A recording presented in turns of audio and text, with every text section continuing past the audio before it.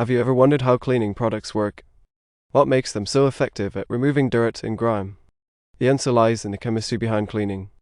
Cleaning products are made up of a variety of chemicals that work together to break down and remove dirt and stains. One of the most common types of cleaning chemicals is surfactants. Surfactants are molecules that have both hydrophilic water-loving and hydrophobic water-hating properties. This unique combination allows them to interact with both water and oil-based substances. When you apply a cleaning product to a surface, the surfactants in the solution start to work. The hydrophobic end of the molecule attaches to the dirt or grime, while the hydrophilic end attaches to the water. This creates a sort of bubble around the dirt, lifting it off the surface and suspending it in the cleaning solution. Another important type of cleaning chemical is enzymes. Enzymes are proteins that act as catalysts, speeding up chemical reactions. In cleaning products, enzymes are used to break down organic stains like blood, sweat, and food.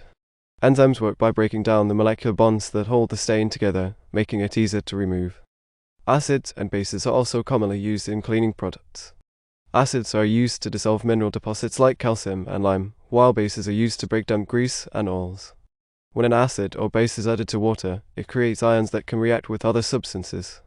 This reaction can either break down the substance or create a new, more soluble compound that can be easily removed. Finally, solvents are used in cleaning products to dissolve substances that are not water-soluble.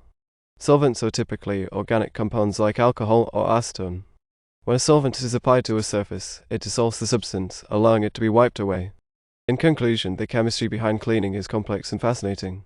By understanding the different types of cleaning chemicals and how they work, we can better appreciate the products we use to keep our homes and workplaces clean.